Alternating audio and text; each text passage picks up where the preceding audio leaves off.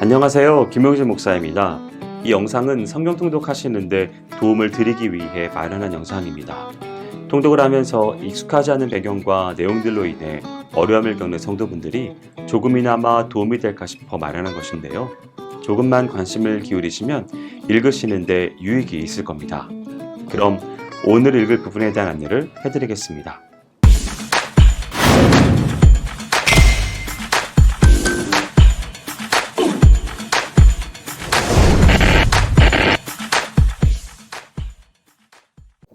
오늘 읽을 본문은 누가복음 18장 15절에서 19장까지입니다.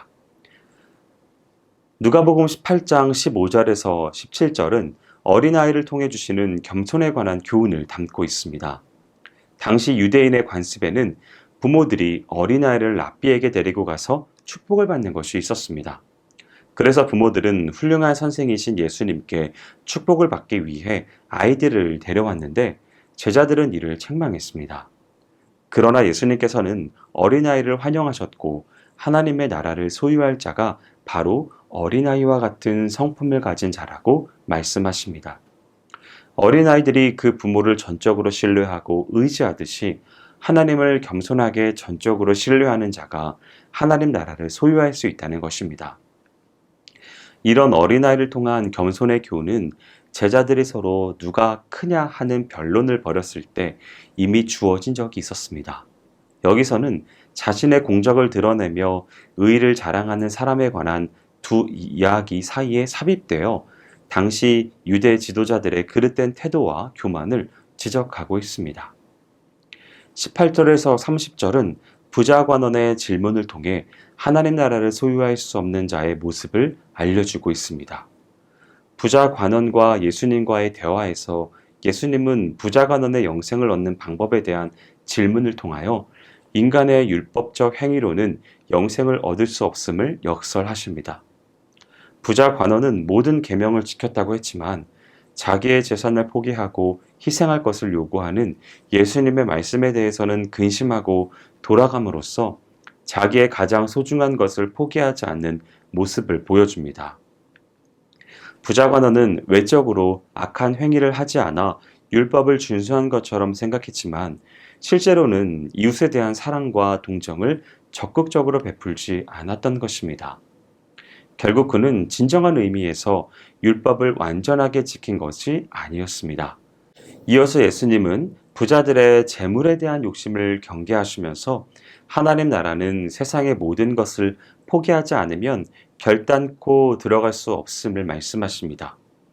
이것은 하나님의 나라가 세상에서 가치 있다고 여기는 것과는 비교할 수 없는 절대적인 것이며 철저한 자기 포기와 부인만이 영생을 얻고 하나님 나라를 소유할 수 있는 근거임을 보여줍니다.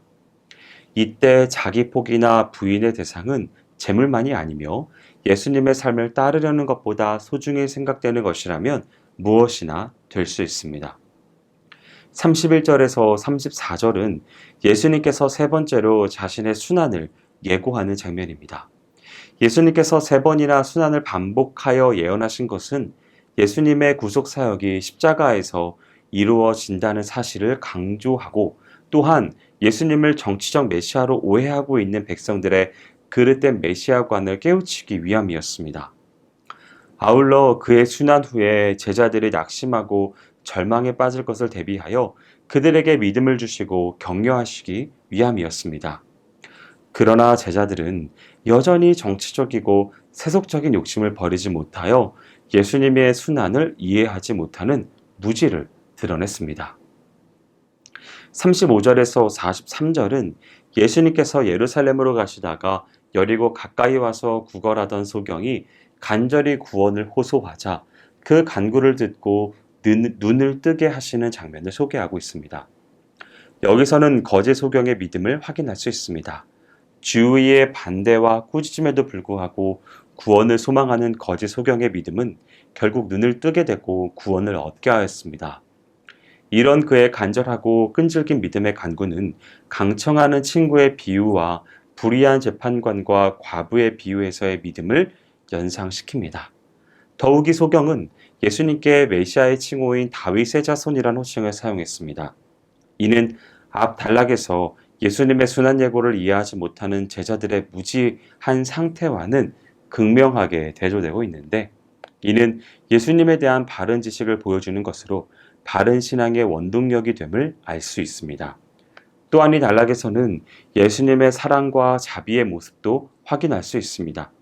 예수님은 인류를 위한 자신의 죽음을 예고하고 십자가의 고난을 향해 가는 도중에도 불쌍한 소경을 외면치 않으시고 돌아보시며 그의 구원 요청에 응답하셨는데, 이는 인간의 영적인 해방은 물론 모든 질고를 해결하기 위해 오신 메시아의 사랑을 보여주신 것입니다. 누가복음 19장은 고난주간 이전에 유대 지역을 중심으로 발생한 사역의 내용과 고난주간의 계시 부분이 담겨 있는 장입니다. 1절에서 10절은 예수님께서 여리고를 지나가시다가 일어난 사건인 세리장 삭개오의 회심과 구원을 소개하고 있습니다.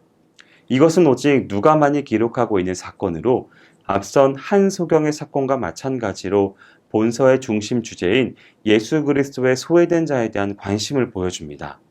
즉, 소경이며 거지였던 한 가난한 사람과 동족으로부터 죄인 취급을 받던 세리장인 한 부자에 대한 예수 그리스도의 관심과 사랑이 잘 드러나 있습니다. 11절에서 27절은 삭개오에 대한 기사와 함께 누가만이 기록하고 있는 본문으로 예수님께서 예루살렘에 입성하기 직전에 하나님 나라에 대하여 교훈하신 종말론적인 비유입니다.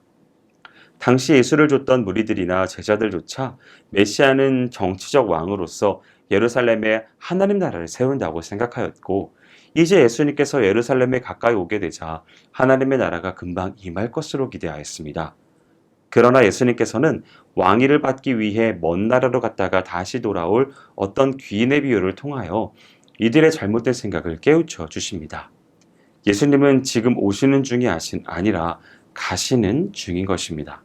그리고 그가 먼 나라로부터 돌아오실 때, 즉 승천하셨다가 재림하실 때에 만왕의 왕으로 이 세상에 오셔서 하나님의 나라를 완전히 드러내실 것입니다. 그때는 또한 심판과 상급의 때가 될 것입니다. 28절에서 44절은 고난주간 첫째 날에 이루어진 예루살렘 입성 사건이 소개되고 있습니다.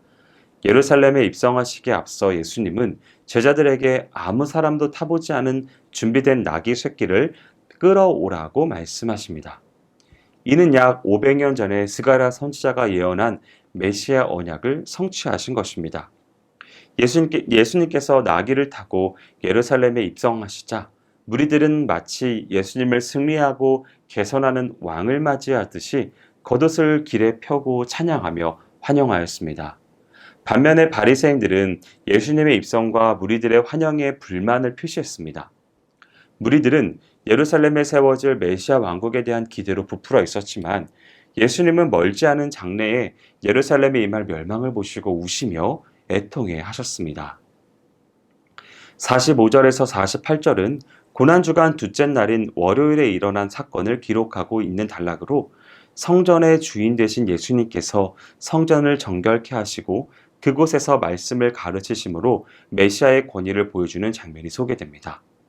마태의 경우는 종교 지도자들의 외식적인 신앙과 그릇된 제사의식을 책망하기 위해 성전 정화 사건의 앞뒤로 열매 맺지 못하는 무화과 나무의 모습을 기록한 것이 누가와는 다른 점입니다. 여기까지 누가복음 18장 15절에서 19장까지 성경 통독을 하실 때 도움이 될 만한 내용을 전해드렸습니다. 혹시 이 외에 질문 있으시거나 나누고 싶은 이야기가 있으시면 밴드나 댓글로 달아주시면 필요한 도움을 드리겠습니다. 그럼 내일 다시 만나도록 하겠습니다. 동독 화이팅 하세요!